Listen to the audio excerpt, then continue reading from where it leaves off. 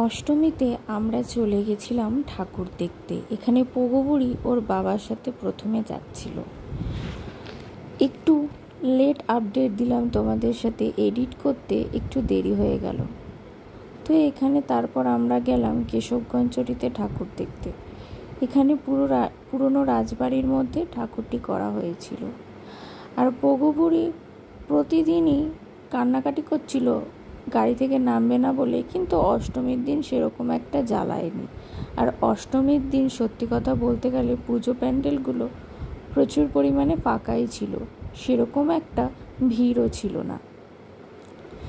এখানেও সুন্দরভাবে কারুকার্য করা হয়েছিল। এখানে আছে মায়ের মূর্তিটি, ভিতরে আরও নানানভাবে কারুকার্য করা হয়েছিল এবং এই মূর্তিটি তো আমার ভীষণ ভালো লেগেছে। যদিও আমি জানি না এই মায়ের মূর্তিটিকে হয়তো পদ্ম ফুলের মধ্য দিয়ে করা হয়েছে।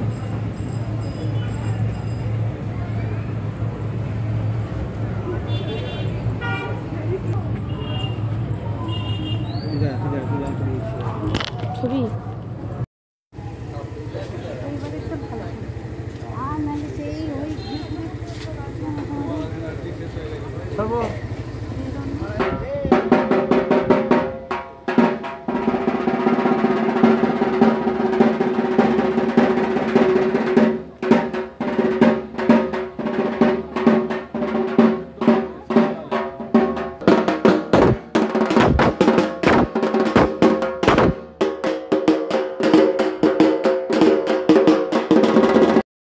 ঠাকুর দেখার পর আমরা চলে গেছিলাম ময়ূর মহলে। সেখানেও খুব একটা ভিড় ছিল না।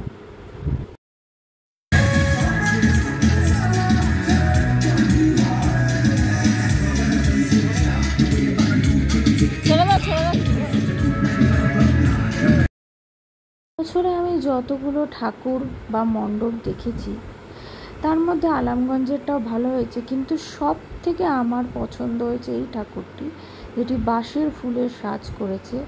আমার ঠাকুরটি তো মানে এত ভালো লেগেছে বলার মতো না, আমার এটা সব থেকে বেশি ভালো লেগেছে।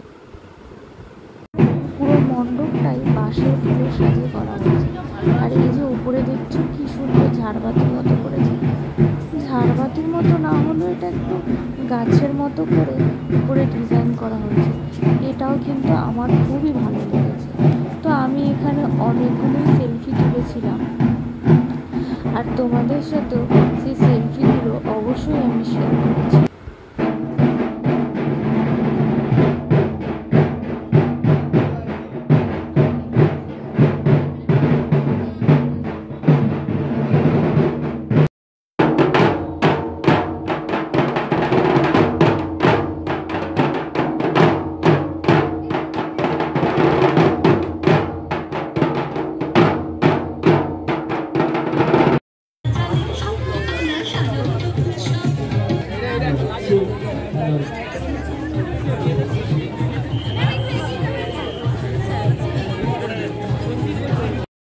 তারপর আমাদের বাজে প্রতাপপুরে হয়েছিল জ্যান্ত দুর্গা, সেটা দেখতেও চলে গেছিলাম।